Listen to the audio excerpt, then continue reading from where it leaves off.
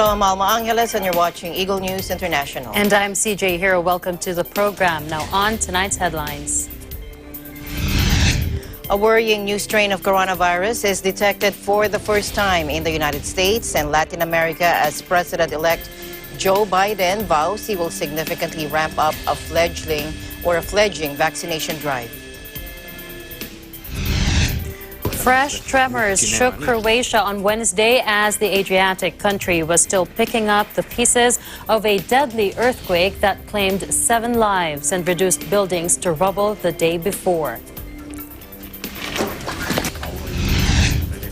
A Chinese court jails 10 Hong Kong democracy activists for up to 3 years over their bid to flee the city by speedboat to seek sanctuary in Taiwan as a crackdown on dissent in the territory intensifies. And EU leaders signed their post-Brexit trade deal with Britain and dispatched it to London on an RAF jet Wednesday, setting their seal on a drawn-out divorce.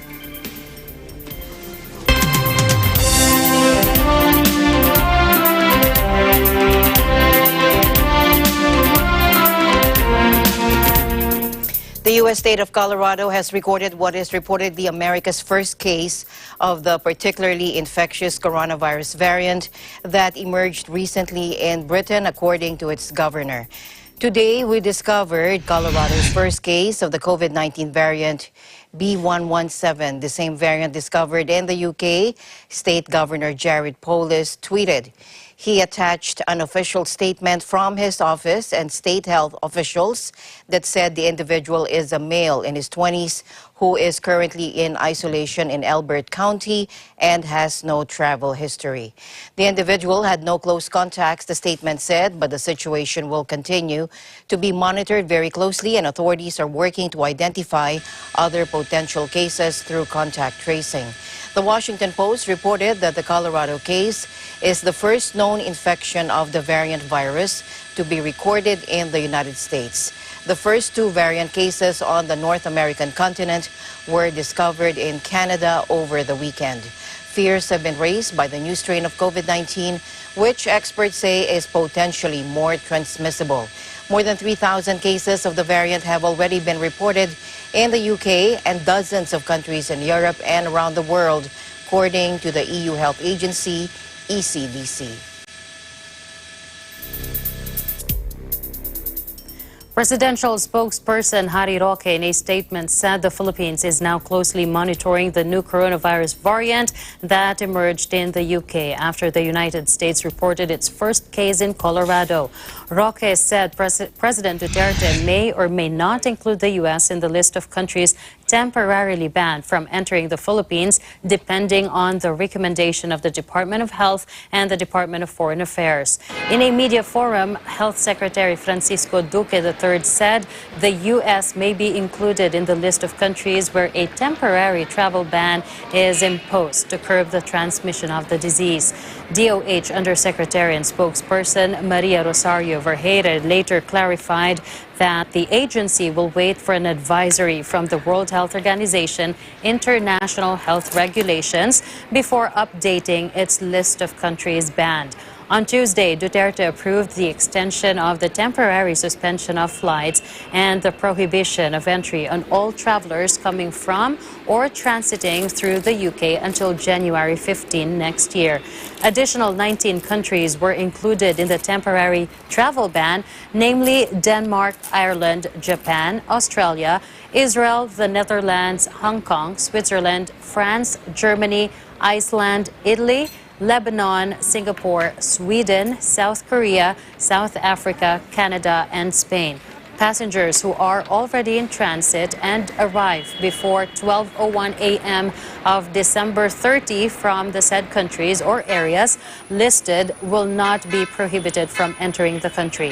However, they will be required to undergo an absolute facility-based 14-day quarantine period despite a negative reverse transcription polymerase chain reaction or RT-PCR test result.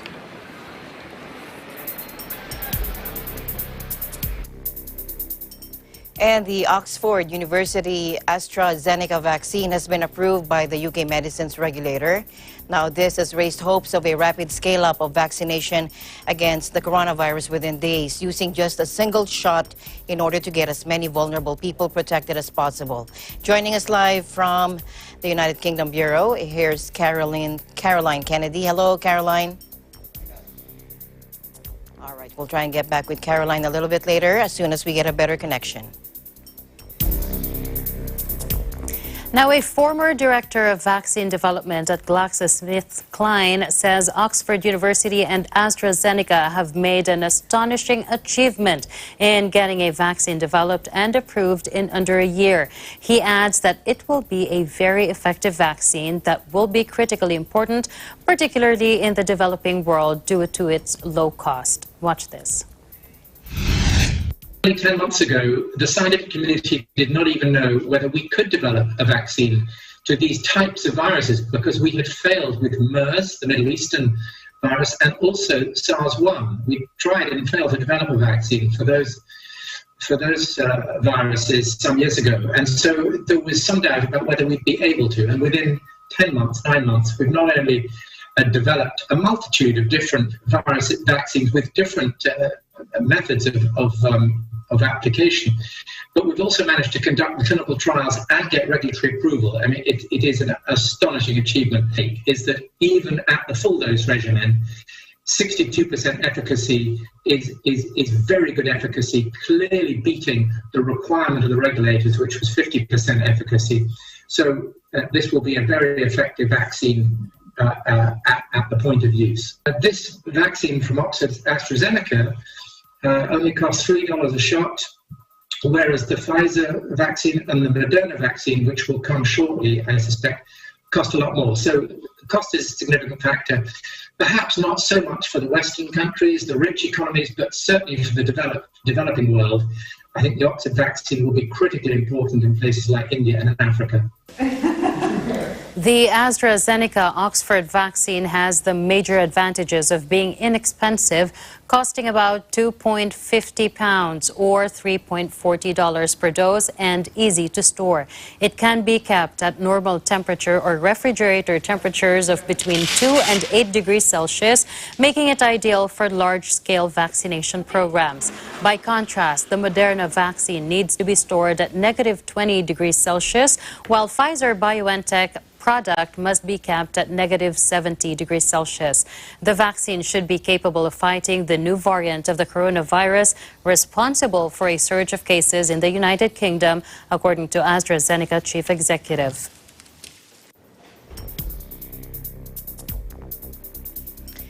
In Australia, New South Wales Premier Gladys Berejiklian is facing a backlash for her handling of Sydney's coronavirus outbreak. The New South Wales Premier revealed a sharp rise in infections, with 18 new cases detected on Wednesday as the outbreak leaks outside of the northern beaches, with another cluster declared in the suburb of Croydon in Sydney's inner west. An urgent tightening of restrictions for New Year's Eve across Greater Sydney was announced. In view of this, we have decided to make some further decisions regarding New Year's Eve. All households in Greater Sydney, that includes Wollongong, the Central Coast, Nepean and Blue Mountains, as well as the southern part of the Northern Beaches, so the southern zone of the Northern Beaches, will now be limited to 5 people per household on New Year's Eve. Obviously, in the Northern Beaches, you cannot welcome anybody to your home that's outside your zone. In Greater Sydney, we don't want anyone welcoming anyone to their home more than 5 people. And as I said, Greater Sydney includes Wollongong, Central Coast, Nepean, Blue Mountains in terms of the definitions we're using. Now, the Croydon cluster demonstrates what happens when there are larger family gatherings and how it only takes one person in that family gathering to give it to everybody else in the family. And we want to see a reduction of that. We don't want New Year's Eve to be the cause of a super spreader. Had circumstances been different, we may have acted differently, but we don't want New Year's Eve to be a situation where undetected cases, people who may be in the very early stages of the disease and not know they've got it, not know they're infectious, unintentionally give it to those closest to them and give it to those people in their household, but also people into their house. A number of angry people took to social media to question the restrictions. Some were outraged that the New Year's Eve fireworks were still going ahead and called for them to be canceled. Meanwhile, household gatherings in Greater Sydney are now limited to 5 people inside, down from 10. 30 people are allowed to gather outdoors, down from 50. On the northern beaches, gatherings of 5 people will be permitted. In other news, Singapore began a coronavirus vaccination campaign on Wednesday, with a nurse receiving the first jab, making it among the first Asian nations to roll out inoculations. The city-state, which has suffered a mild outbreak, became the first country in Asia to approve the Pfizer-BioNTech vaccine earlier this month, and its program kicked off with healthcare workers. Nurse Sarah Lim, 46, whose work includes screening suspected COVID-19 patients, was the first to be immunized. More than 30 staff from the center are receiving the first dose of the 2-shot vaccine Wednesday and will get the second next month. After healthcare workers, the city-state will vaccinate the elderly and then the rest of the population. The government expects to have enough vaccines for all 5.7 million people in the city by the third quarter of 2021, with a voluntary vaccine free for all Singaporeans and long-term residents. Other countries that have started immunizations include Britain, EU nations, and the United States, although most Asian nations are yet to begin. In other news, fresh tremor shook Croatia today as the Adriatic country was still picking up the pieces of a deadly earthquake that claimed 7 lives and reduced buildings to rubble the day before. Now, the aftershocks jangled nerves in towns south of Zagreb, where Tuesday's 6.4 magnitude quake left gaping holes in buildings and crushed cars under mountains of bricks. Take a look. Sve. U kući nema ništa, sve je popadalo i gotovo. Sam bila ni svjesna, počelo me bacat, samo u predsoblju sam bila i počelo me bacat tamo vamo, sve je otišlo, kuhinja je demolirana totalno u kupatilu, evo, ništa, kažem, ni ući ne mogu u kuću. Many in and around the hard-hit town of Petrinja spent a sleepless night in fear of new tremors, with some opting to pass the night in cars or shelter in a nearby military barracks. The dead also included a young girl who was struck dead by falling debris on a street in Petrinja, and another man who was buried beneath rubble in a nearby village church, according to a priest who told this to the state news agency HINA. Wednesday morning's 4.8 and 4.7 magnitude aftershocks rattled the region before dawn, striking near the same epicenter 50 kilometers south of Zagreb, according to the USGS. Rescue teams with dogs had spent the night scouring the ruins in the area, but no new victims were found by the mountain rescue service. The organization's chief, Josip Granic, told reporters at least 20 people were injured, Croatian police said, while 6 were rescued alive on Tuesday from the wreckage with the help of dogs. At least 9 people were injured and up to 200 evacuated on Wednesday after a nighttime landslide in a small town north of Oslo, police and local media said. Several houses were swept away in Gjerdrum, home to 5,000 people 25 kilometers northeast of the capital, in the early hours of Wednesday. Norwegian media said up to 200 people had been evacuated from their homes and 9 injured, though none were in critical condition. Chief of Operations Roger Peterson told broadcaster NRK that emergency calls had come in from people saying their whole house was moving. Norway's Prime Minister Erna Solberg offered her sympathies in a social media post, saying it hurts to see how the forces of nature have ravaged Gjerdrum. Meanwhile, the Russian capital is decorated for the holidays despite the ongoing pandemic. Take a look.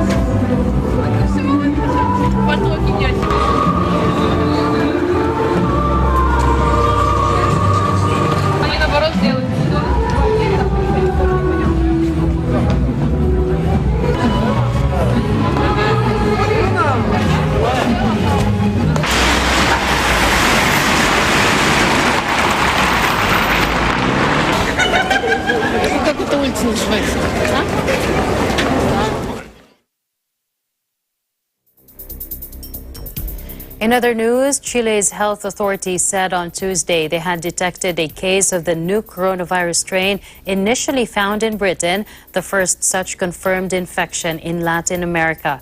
Experts believe this COVID-19 variant to be considerably more contagious than the original strain first detected in China. The case was found in a Chilean woman who returned to the country on December 21st from Madrid, having also traveled to Britain and Dubai. She started displaying coronavirus symptoms upon her arrival in Chile's capital, Santiago, Health Ministry Undersecretary Paula Daza said.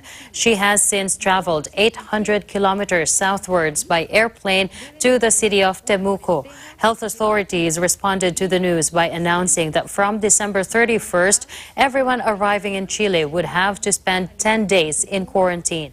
That quarantine extends to 2 weeks for those who visited Britain in the 2 weeks prior to arriving in Chile. The South American country had only reopened its borders in November for the first time in 8 months. Coronavirus cases were already on the increase once again in Chile, which has recorded almost 16,500 deaths and over 600,000 cases. In other news, President Donald Trump, facing a humiliating first veto override of his presidency, lashed out at Republican leaders in Congress as relations soured ahead of a crucial pair of runoff elections in Georgia that could determine control of the Senate. The 74-year-old Trump, in a series of tweets from his Mar-a-Lago resort in Florida, where he is on vacation, took aim at erstwhile close ally Senator Mitch McConnell, the powerful Republican majority leader. Weak and tired Republican leadership will allow the bad defense bill to pass. Trump said of the looming override by the Senate of his veto of the National Defense Authorization Act. A disgraceful act of cowardice and total submission by weak people to big tech, said Trump, who vetoed the defense bill in part because it doesn't repeal Section 230, a federal law that provides liability protection to internet companies. Negotiate a better bill or get better leaders now. He said Senate should not approve NDAA until fixed. McConnell shrugged off Trump's tweets and scheduled a vote to override the president's veto of the defense bill for Wednesday, but Senator Bernie Sanders filed a procedural objection that could end up delaying the vote until at least Friday. President, for the brave men and women of the United States Armed Forces, failure is simply not an option. So when it's our turn in Congress to have their backs, failure is not an option either. I would urge my colleagues to support this legislation one more time when we vote tomorrow. President Trump has rightly noted that this year's defense bill does not contain every provision that we Republicans would have wanted. I'm confident our Democratic colleagues feel the same way. But that is the case every year. We have got to raise that direct payment to $2,000. So that is where we are right now in this historic moment. Do we turn our backs on struggling working families, or do we respond to their pain? President Trump also criticized McConnell's refusal to allow a vote in the Senate to increase coronavirus relief payments to Americans to $2,000 from $600, a move approved by the Democratic-controlled House of Representatives, already with bipartisan support. Unless Republicans have a death wish, and it's also the right thing to do, they must approve the $2,000 payments ASAP. Trump said $600 is not enough. In a twin rebuke to the president, McConnell objected to holding a vote on increasing the direct payments, while also calling for the White House veto of the fiscal 2021 defense bill to be rejected. The House voted 322 to 87 on Monday to override President Trump's veto of the $740.5 billion defense bill, with 109 Republicans breaking ranks and siding with the Democrats. The motion will also have to gain two-thirds support in the Senate to override the president's veto.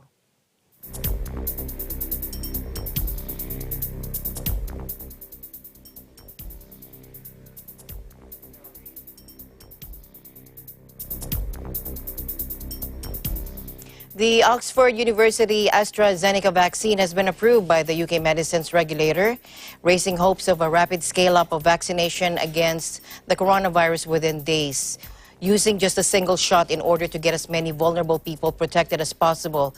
Joining us live from our EBC UK Bureau, here's Caroline Kennedy. Hello, Caroline.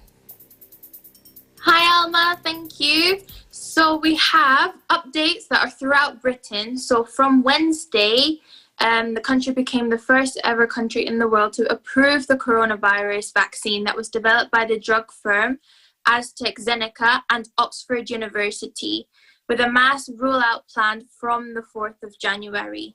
The vaccine can be stored and transported and also handled at a normal refrigerated conditions and is therefore cheaper and easier to administer than the BioNTech and Moderna jabs that have been required for freezing. The government has said within a statement that it had been today accepted the recommendations from the Medicine and Health Products Regulatory Agency to authorize Oxford University and AstraZeneca's COVID-19 vaccine for use. Britain will become the first nation to roll out the jab on January 4th, Health Secretary Matt Hancock had said, amid mounting concerns that another dangerous spike in the infections could overwhelm the NHS. Britain to end 2020, such a moment of hope, tweeted Hancock. The coronavirus vaccine is our way out of this pandemic, and we now hold our nerve while we get there through this together. Britain is struggling with another surge in the virus, with a record of 53,135 cases reported on Tuesday. More than 71,000 people have been testing positive for the disease and have died so far, on one of the worst tolls within the world. The approval followed a rigorous clinical trials and throughout analysis of the data by the experts at MHRA, which have concluded that the vaccine has met its strict standards for safety, quality and effectiveness, said the Department of Health and Social Care spokesman. The government has also ordered 100 million doses, with 40 million doses scheduled to be available by the end of March. The MHRA approved that the vaccine was receiving an application from the 23rd of December.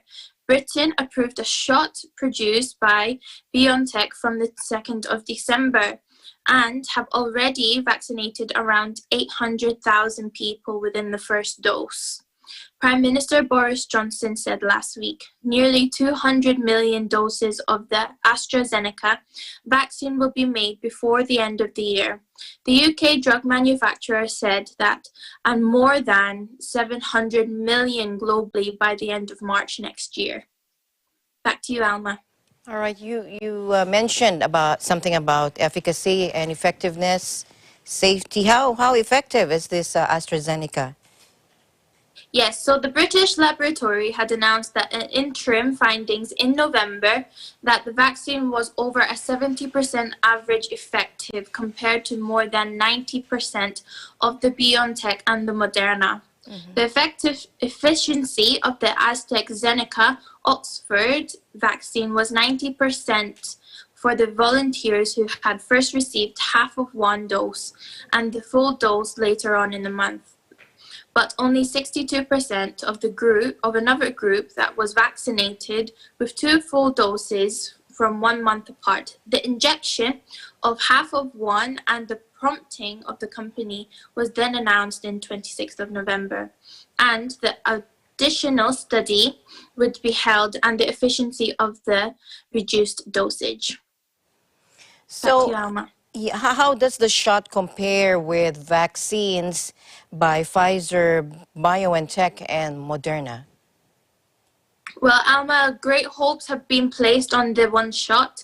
So because of its low cost, it's around £2.50 in the UK, meaning that it's around $3.4 or 2.75 euros per dose, and it's easier to store. It can be kept up in a normal refrigerator temperatures between 8 and 2 degrees Celsius, making it ideal for large scales and vaccination programs. By contrast, the Moderna vaccine needs to be stored up to at least minus 20 degrees Celsius, whereas Pfizer and BioNTech need to be stored up to at least minus 70 degrees Celsius. Back to you, Alma. All right. Thank you very much for all that update from the United Kingdom. Thank you very much for your time. Stay safe. Thank you, Alma. Stay safe, and a big Happy New Year to everyone around the world watching today. Thank you. All right. Caroline Kennedy from our EBC United Kingdom Bureau. And Eagle News, we'll be right back. Stay tuned.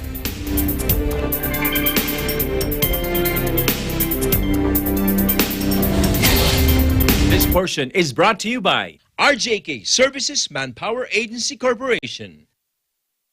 Mula noon hanggang ngayon, gabay natin ang MTRCB ratings sa matalino at responsableng panonood.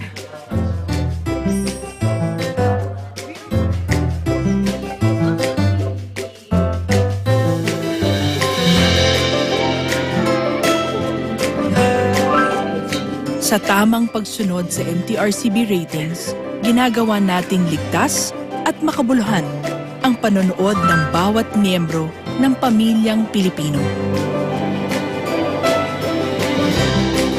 Lumipas man ang panahon, hanggang may pamilyang Pilipino, andyan ang MTRCB.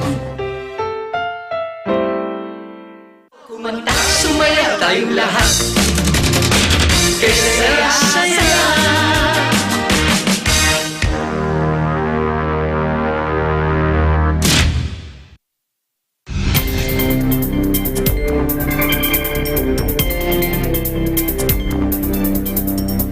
Welcome back to the news. A Chinese court on Wednesday jailed 10 Hong Kong democracy activists for up to 3 years over a bid to flee the city by speedboat to Taiwan as a crackdown on dissent in the territory intensifies.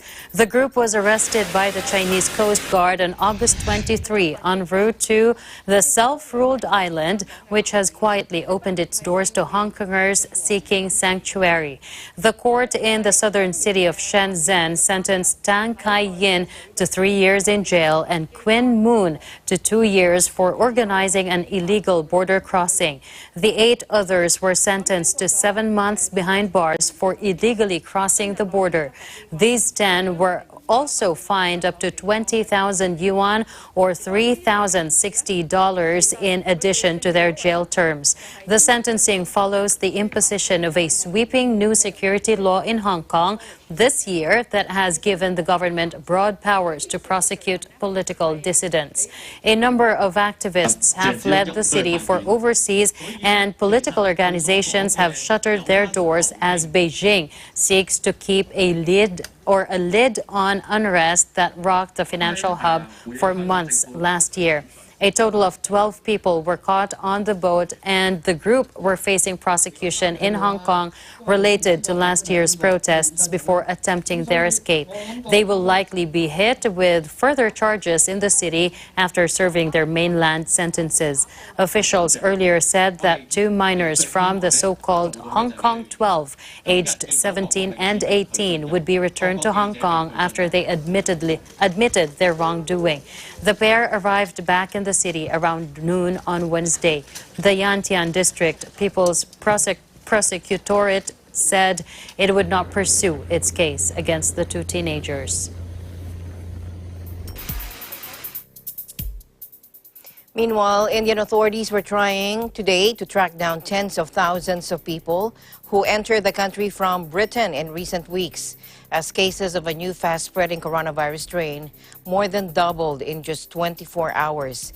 Now, they've launched efforts to locate around 33,000 people who flew to India in the last month from the UK after 20 people tested positive for the new, more virulent strain, up by 14 cases since Tuesday. India also extended on Wednesday the ban on flights to and from Britain by a week to January 7 in a bid to combat the new strain that UK authorities say is no more deadly but which spreads more easily. Delhi wants to learn about their movements in order to prevent a wider outbreak in a country combating the world's second highest COVID-19 tally. Britain is home to a huge Indian community, and several flights per day take hundreds of people from London to New Delhi and Mumbai.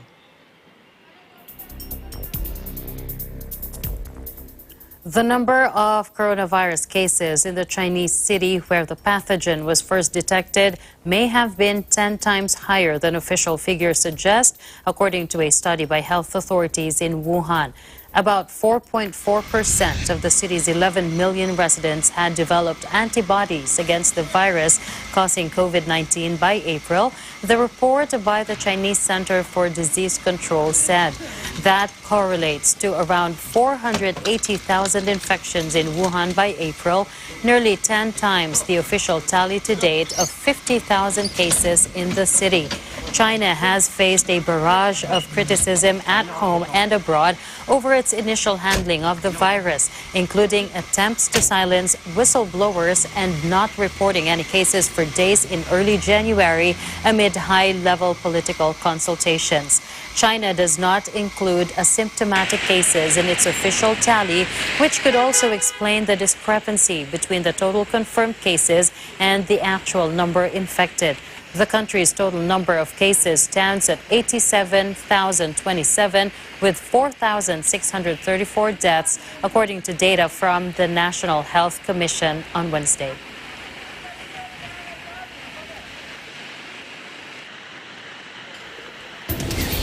Eagle News, we'll be right back. Please don't go away.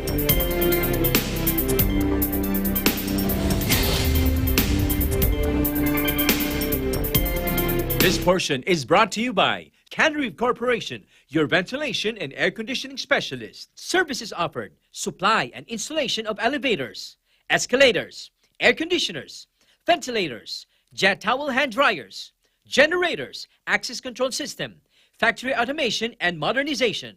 For more info, please contact Ami Kanke at 0915-263-7198 or 0998-900-3224.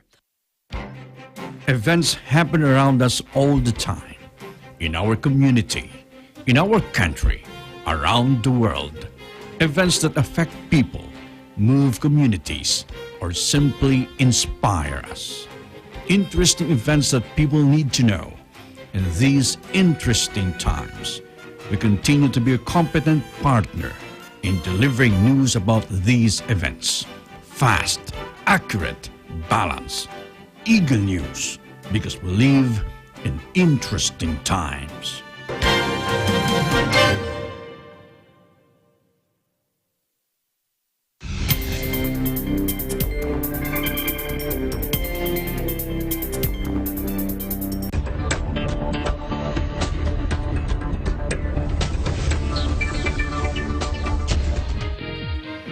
Leaders signed their post-Brexit trade deal with Britain and dispatched it to London on an RAF jet Wednesday, setting their seal on a drawn-out divorce just hours before the UK brings its half-century European experiment to an end. EU chiefs Ursula von der Leyen and Charles Michel, the heads of the European Commission and European Council, smiled at a brief televised ceremony to put their names to the 1,246-page trade and cooperation agreement. Britain will leave the European Single Market and Customs Union at 11 p.m. on Thursday, the end of a difficult year and of a post-Brexit transition period marked by intense and tortuous trade negotiations. But first, the hefty document, bound in blue leather, will be flown by the Royal Air Force to London for Prime Minister Boris Johnson to add his signature, and the UK Parliament will embark on a rush debate to clear the decks before the looming deadline. So from January 1, there will no longer be free movement of people from Britain to the EU or vice versa. The UK government is pulling out of a European student exchange program, that has benefited tens of thousands of young people over the years. And under the deal, musicians also are not covered by exemptions, allowing for free passage of short-term business visitors in the EU, sparking warnings that continental tours by UK bands will become unviable. The many British owners of European holiday homes are also finding that unless they apply for residency permits, they will face limits on how often they can visit their properties. And we'll learn more as we follow this developing story.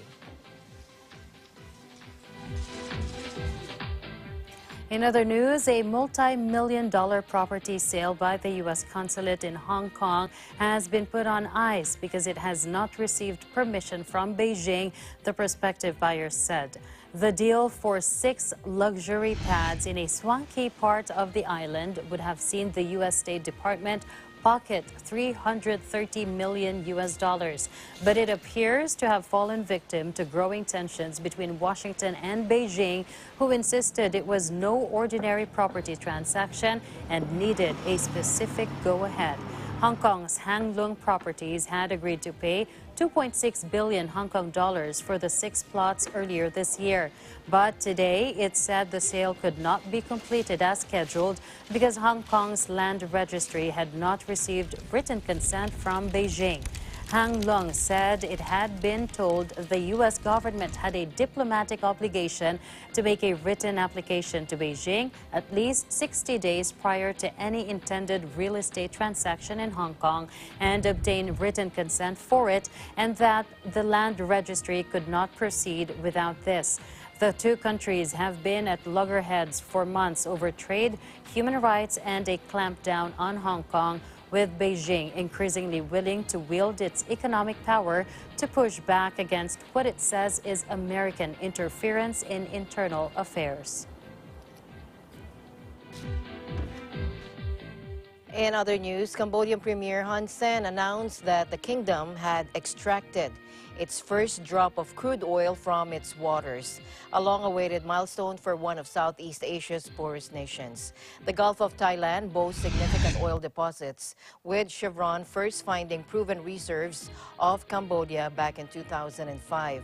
But production stalled as the government and the U.S. giant failed to reach a revenue-sharing agreement, leading the firm to sell its stake to Singapore's KrisEnergy in 2014. Hun Sen hailed the first extraction of crude as a new achievement for Cambodia's economy. The crude was taken from an area of the southwestern coast of Sinakville. Chevron's discovery of the reserves led the kingdom to be feted as the region's next potential petro-state, with the government estimating hundreds of millions of barrels of crude were beneath its waters. KrisEnergy currently holds a 95% stake of the block where the oil was taken from, while the government holds the rest. The first U.S. commercial flight of a Boeing 737 MAX since its worldwide grounding nearly 2 years ago takes off from Miami. American Airlines Flight 718 departed for New York, marking the jet's return to service after 2 deadly crashes led to 346 deaths and plunged Boeing into crisis. Watch this.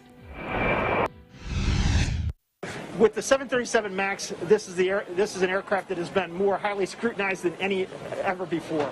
We're very confident that this aircraft is the safest in the skies, and we're confident to be putting it back in the air and confident to showing it to our customers and getting people back to where they want to go. I think that what has happened with the MAX has heightened the intensity for which we all have to be mindful of safety and security. So from a safety perspective, I can tell you that American, we don't take delivery of a plane without putting it through its paces. That's never changed, but it's only heightened our intensity of making sure that what we're getting is as safe as possible. We're really pleased with the most recent, COVID relief bill, a bipartisan effort that also provided some benefit for the airlines. And to that end, American Airlines is going to be ready for demand when it comes back, when people are comfortable in flying. Not only the 737 MAXs and the rest of our fleet, but having American Airlines as a whole ready to go when demand returns.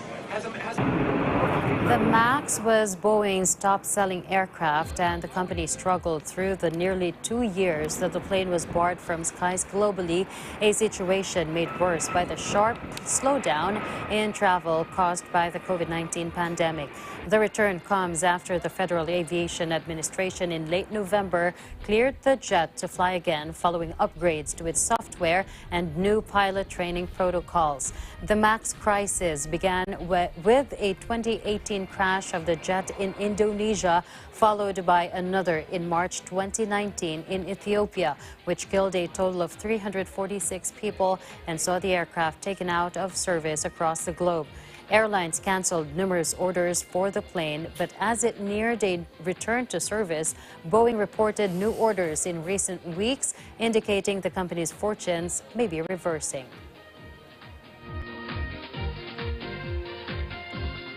In other news, North Korean leader Kim Jong-un has chaired a Politburo meeting. Preparations for a rare party congress in early January, according to state media on Wednesday. The Congress, which is expected to set out a new economic and political plan, will be the first such meeting in 5 years and only the 8th in North Korea's history. It will take place ahead of the January 20 inauguration of Joe Biden as U.S. president. Relations with the U.S. have been deadlocked since talks between President Trump and Kim stalled early last year. Pyongyang is also under increasing financial pressure as the coronavirus pandemic and floods over the summer put its flagging economy under yet more strain. The Politburo meeting held on Tuesday agreed to hold the Congress early in January, according to the official Korean Central News Agency, without giving an exact date. The meeting included in-depth study and discussion on a series of important issues to be reviewed at the Congress. North Korea's economic plight has been worsened by the international sanctions imposed in response to its ballistic missile and nuclear programs, which have made rapid progress under Kim's leadership.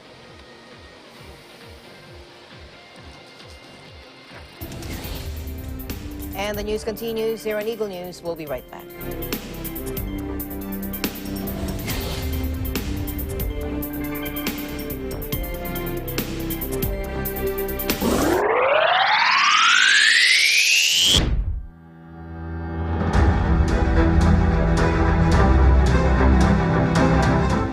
Napakagaling mong kumanta. I like your voice. Napaka-rare ng quality ng voice mo. Masyadong mataas, masyadong maganda. Ito na masabi ko, good luck.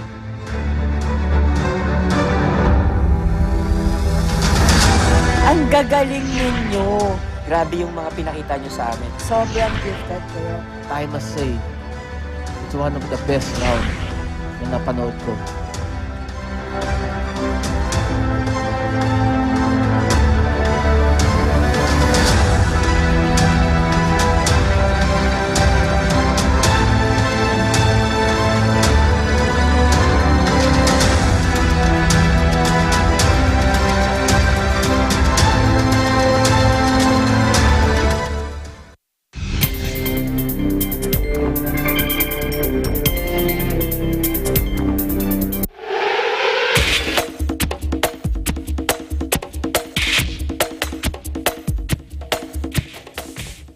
Welcome back to the news. The Toronto Raptors have struggled to close out games and lost another heartbreaker to the Philadelphia 76ers yesterday to remain winless in the season. We got Tenny Sumage for this news. Tenny.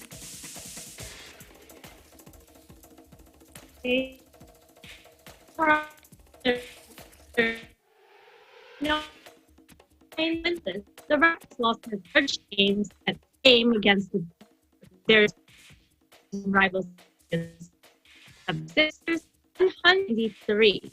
Reigning Coach of the Year Nick Nurse and Raptors forward OG Anunoby explained what possibly might be wrong with the team.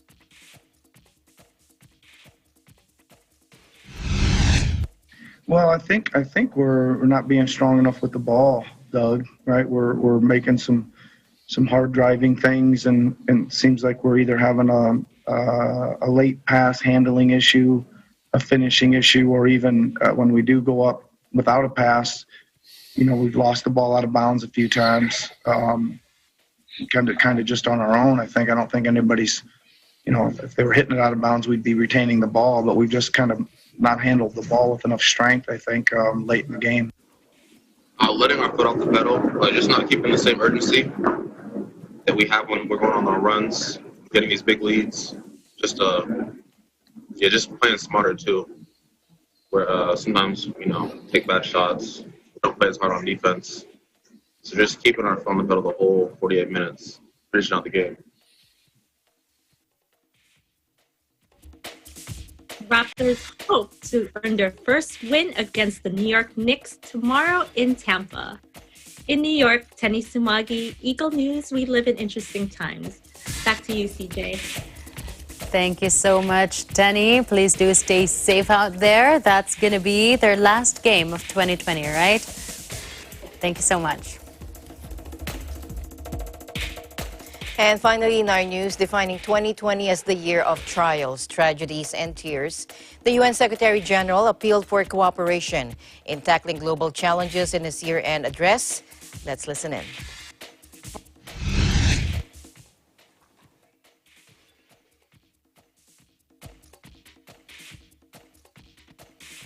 Dear friends, 2020 has been a year of trials, tragedies, and tears. COVID-19 upended our lives and plunged the world into suffering and grief. So many loved ones have been lost, and the pandemic rages on, creating new waves of sickness and death. Poverty, inequality, and hunger are rising. Jobs are disappearing and debts are mounting.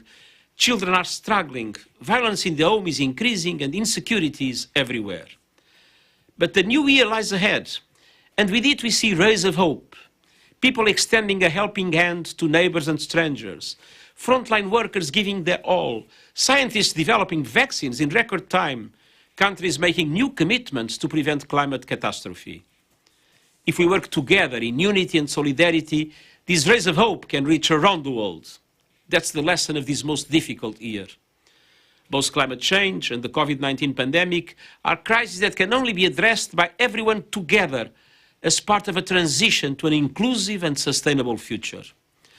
The central ambition of the United Nations for 2021 is to build a global coalition for carbon neutrality, net zero emissions by 2050. Every government, city, business and individual can play a part in achieving this vision. Together, let's make peace among ourselves and with nature, tackle the climate crisis, stop the spread of COVID-19, and make 2021 a year of healing.